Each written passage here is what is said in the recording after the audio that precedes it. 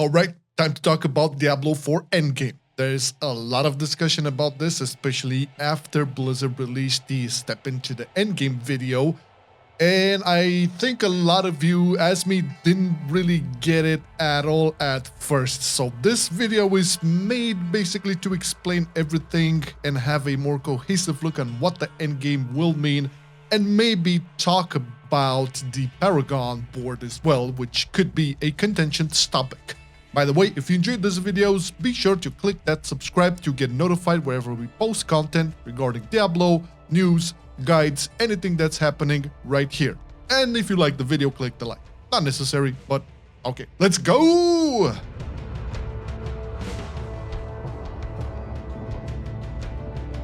So how does the endgame work for Diablo 4?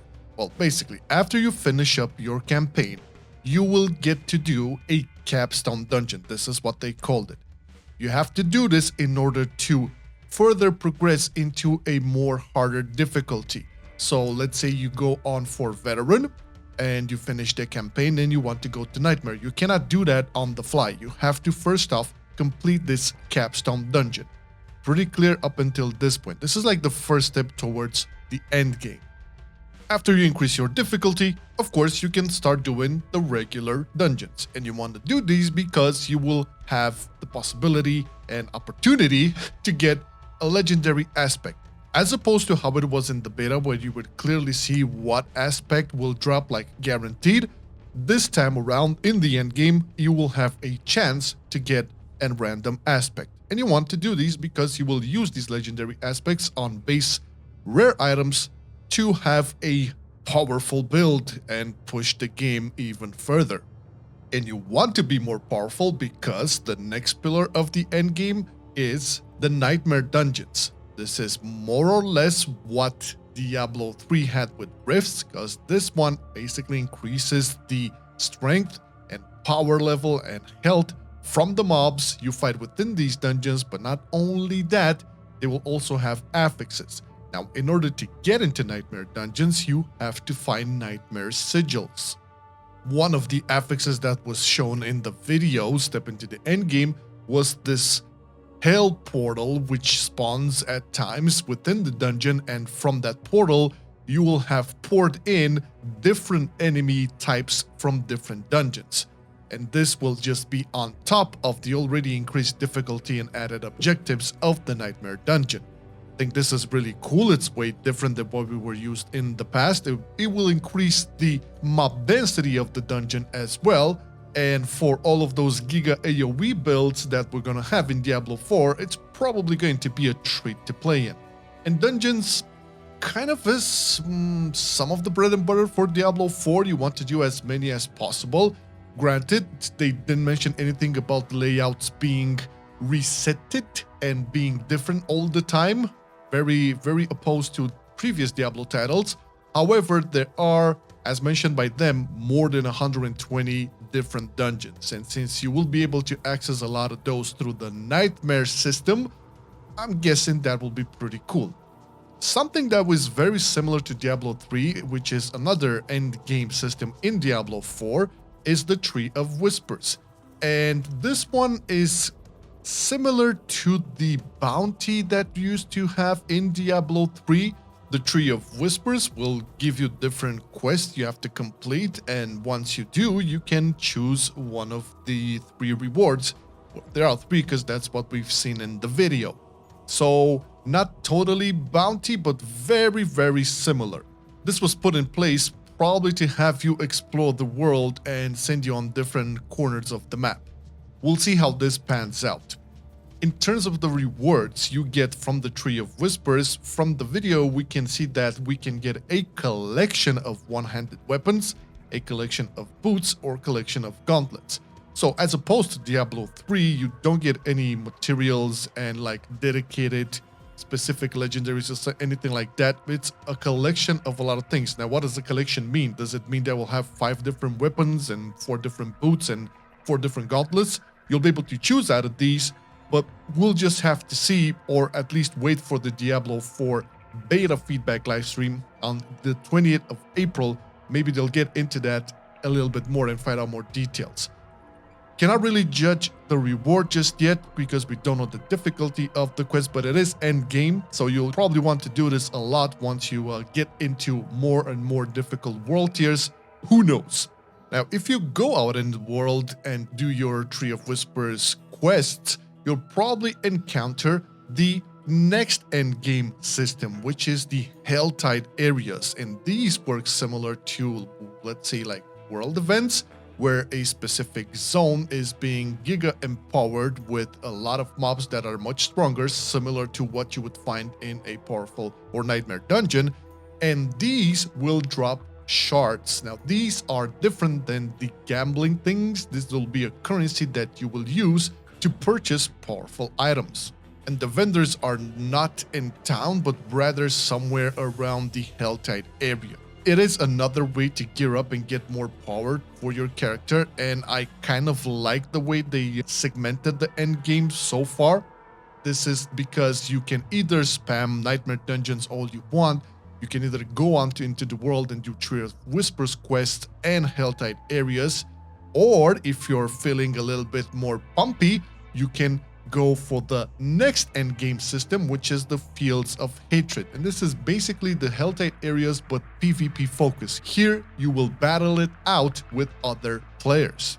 And these zones are also filled up with monsters, and they also drop shards, but as opposed to the Helltide Areas, these shards need to be purified in order for them to be used. And as they mentioned in the video, if you are on your way to purify some of these shards, some other players may notice this because you will only be able to do this within the PvP area. They'll notice this and they'll start attacking you.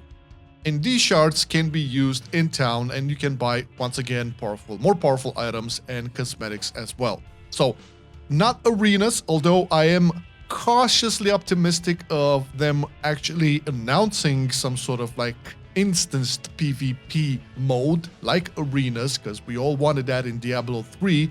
This will probably be somewhere either in expansion or in a future season. But so far as PvP goes, it really depends on how much the punishment is when you die and how balanced the game will be around it. But it is an in-game feature. It will enable you to get more loot, so yay. And now the feature of the endgame, which is tied to your progression and further customization of your character, the Paragon Board. Jesus Christ, man, did they fuck up on this one. I mean, they did a poor job on just highlighting the important or the value of this just by them showing a lot of cells with boring stat nodes. But there's a lot more to talk about when it comes to the Paragon Board. Yeah, the nodes are more or less +5 stats for different types of stats you would need. But I think what they didn't show and could potentially be a game changer for your further customizability and gaining more power is the fact that there are legendary nodes. And legendary nodes are very similar to legendary aspects in the sense that they kind of work the same. So on top of you having multiple legendaries on your character, at least until they release tier sets or whatever, you also gain, I think, a total of extra 5 legendary aspects from the Paragon Board. Not to mention that there are also glyphs, and these glyphs can be placed in to gain more power. You have like your magic glyphs and your rare glyphs, as shown on the screen here. An example would be a magic glyph that gets called in power and grants 30% bonus to all nodes within range, so this will buff your stat sticks, sure. Then you have like the rare Conquer glyph, which is for every 10 willpower purchased within range, you deal 31.5% increased overpower damage, grants 4 strength for each willpower purchased within range. So having a lot of these, plus the legendary nodes, plus the fact that you can switch it all around, I think there's still a opportunity here to have multiple customization options in terms of like gaining more power or sculpting out your build. Yeah, it's disappointing to see all of these stat stick cells, but again, people I think forgot about the glyphs and also the legendary nodes. So I'm not 100% disappointed, but I am disappointed in them for not properly showing off how this Paragon Board will work. It was just focusing on the +5 stats. Jesus, man. And this is basically it in terms of like the end game. We'll get a lot more information and details on the 20th of April when the live stream with Riker will be up. But they did mention that this is only the beginning. So right off the bat, after we get the game, we can expect a lot of stuff to do. And this is just the basis of it. I am very curious on how they will further develop and increase the attractiveness of the end game. For all we know, they did mention in the Wowhead interview that there are end-game activities that they haven't revealed yet, plus the fact that it will be seasonal. Every season will have a specific theme, and obviously a lot of the items and tuning will be made around that theme. Not to mention that this Paragon board that we've seen as the last attachment to your power increase and customizability for character, this can obviously be iterated upon further and further as we move on into the game. So at least in terms of what they're prepping for us, the game wouldn't allegedly feel weak and empty and with nothing much to do than just mindlessly grind. I like the fact that they went on the route for people to do whatever they like. They want to spam dungeons, go ahead and spam dungeons. They want to go into the world, go ahead and do that. And while you're at it, you can also customize your character and get more power increases or sculpt out a different build with the Paragon board. Once again, haven't done a great job on explaining the Paragon board within the video, but I'm here to remind you all that there are legendary nodes and there are glyphs which affect the small statistics and also give different increases to different abilities and mechanics. And yeah, they also increase some of the stats around. But what do you think? After you saw the video, or more specifically, after you saw this video, after watching that video, what do you think? Are you still as disappointed? Are you excited? Maybe you haven't been disappointed at all. It's ongoing discussion regarding this end game situation for Diablo 4. Personally, I feel it's decent enough and it gives me hope for the future. Let me know in the comments your thoughts, and remember to like the video if you enjoyed it, subscribe to the channel, there's a lot more Diablo content coming your way. Thanks for watching, bye bye.